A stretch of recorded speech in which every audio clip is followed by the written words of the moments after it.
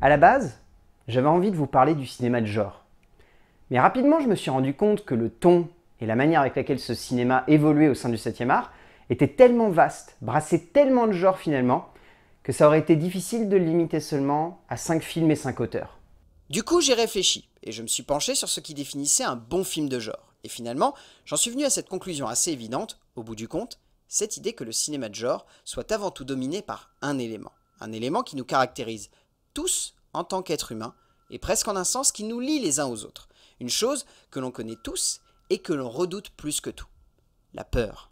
La peur est un élément primordial du cinéma de genre, du cinéma d'horreur et d'épouvante. Cette idée que l'on reste tétanisé devant quelque chose qui nous terrifie et qui nous empêche d'avancer et de nous dépasser, et c'est de cette peur que j'avais envie de parler ici. Une peur qui caractérise pour moi presque un genre du cinéma que j'avais envie d'appeler le cinéma de la peur. Un cinéma qui va bien au-delà de l'horreur et de l'épouvante, mais un cinéma qui cherche littéralement à tétaniser le spectateur et à le laisser coincé dans son fauteuil, incapable de bouger face à ce qui se dresse devant lui. Je considère que l'horreur n'est finalement qu'une variante du cinéma de la peur, qui est finalement un genre qui brasse tellement de choses qui sont ancrées dans notre personnalité. Un cinéma qui a forcément bercé une partie de mon enfance, enfin, de mon adolescence plutôt, et dont j'ai retenu un peu de tout, afin d'essayer de comprendre pourquoi parfois quelque chose d'aussi insignifiant que finalement logique crée une peur profonde dans mon esprit de spectateur, et me laisse complètement terrifié et tétanisé devant un écran de cinéma, et c'est en cela que le genre me passionne, et que le cinéma me passionne également. C'est cette idée d'à la fois se tester, mais surtout de finalement comprendre une peur également en un sens. Une peur qui devient alors, si ce n'est rationnelle, au moins logique et un peu plus claire dans notre tête de spectateur. Et c'est cela que je trouve génial au cœur du cinéma de la peur. Et c'est cette idée que l'on ne soit jamais maître de ce qui nous arrive en tant que spectateur, ou en tant qu'être humain d'ailleurs tout simplement, qui me fascine. Une peur qui devient alors bien plus qu'un simple outil de cinéma, mais presque un outil de réflexion et de composition cinématographique et humaine, afin de mieux cerner notre prochain en un sens. La peur comme décryptage de l'homme et de ses sentiments les plus enfermés. C'est une belle promesse, non, quand on est un jeune cinéphile? Lorsque j'étais jeune, la première peur que j'ai connue, celle qui m'a le plus terrorisé, c'est certainement celle d'un oiseau, volant dans les airs, et s'écrasant sur une cabine téléphonique, en plein jour en bord de mer. Celle d'une jeune femme, blonde, tétanisée en arrivant face à un cadavre dont les yeux avaient été dévorés par un oiseau, ayant cherché de la viande fraîche. Alors qu'une semaine plus tôt, celle-ci en vendait dans un petit magasin de New York comme animal de compagnie.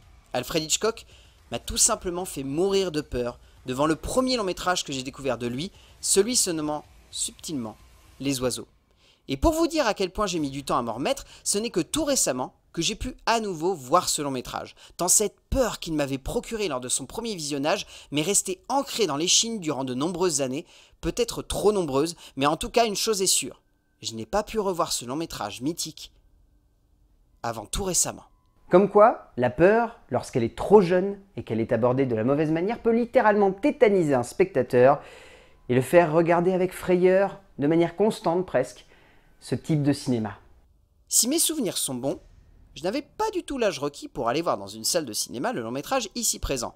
Un long métrage terrifiant, un monument d'épouvante et d'horreur, un slasher, comme on n'en fait plus aujourd'hui, même lorsque l'on essaye de remaker quasiment trait pour trait le film dont je vais vous parler ici. Car lorsque Toby Hooper m'a emprisonné dans son cauchemar texan qui est Massacre à la tronçonneuse, je m'attendais à tout sauf à sortir complètement tétanisé de ma séance de cinéma, à chercher le moindre secours dans le regard des spectateurs qui avaient vu le long métrage. Mais ne pouvant espérer cela, car j'étais le seul dans la salle.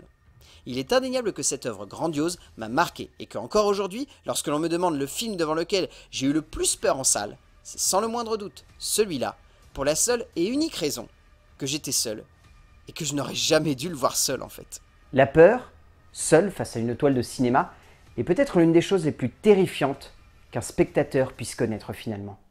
Je me souviens avoir ressenti une peur lente et difficile à analyser la première fois que j'ai vu La Mouche de David Cronenberg. Tout comme lorsque j'ai vu Vidéodrome et Scanners d'ailleurs, mais en encore plus cathartique. Une peur sur laquelle je n'arrivais pas à poser des mots, mais devant laquelle j'avais ressenti un millier de choses finalement.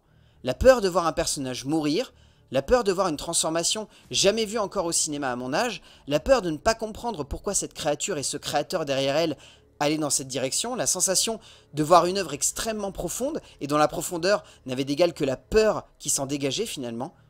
J'ai eu peur parce que je ne comprenais pas comment ce héros charismatique avait pu devenir cette créature faite de pu et de poils, ne cherchant rien d'autre que l'évolution de l'homme par sa destruction en un sens, jusqu'à cette image de fin tout simplement terrifiante qui encore aujourd'hui, lorsque je la regarde, même seule, me file des frissons tout simplement hallucinants.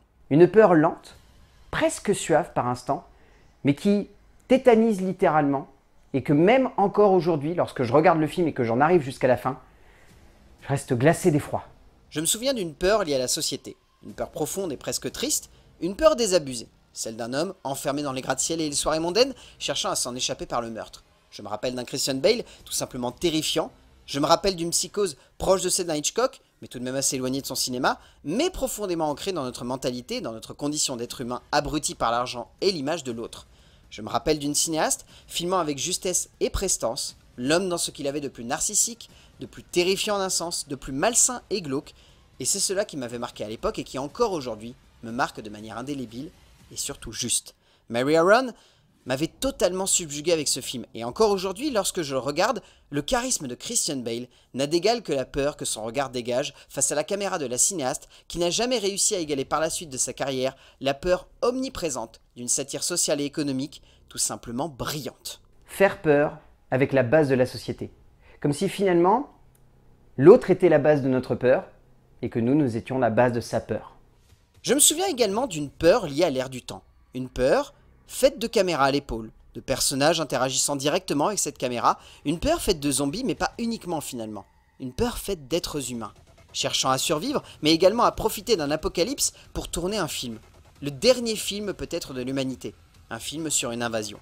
George Romero m'avait scotché avec ce long métrage qui était pour moi, je pense, la première incursion dans le genre du zombie, en même temps que Shaun of the Dead, dans la même période, et encore aujourd'hui, je peux presque vous ressortir chaque dialogue, chaque angle de caméra, même l'apparition subtile, mais que l'on peut voir si l'on est attentif, de ce cher Tarantino.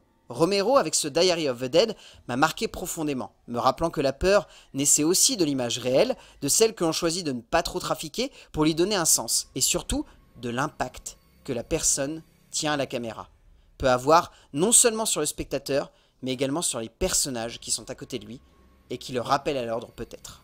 Une peur donc liée à la puissance évocatrice de cette image, et également au réalisme de celle-ci.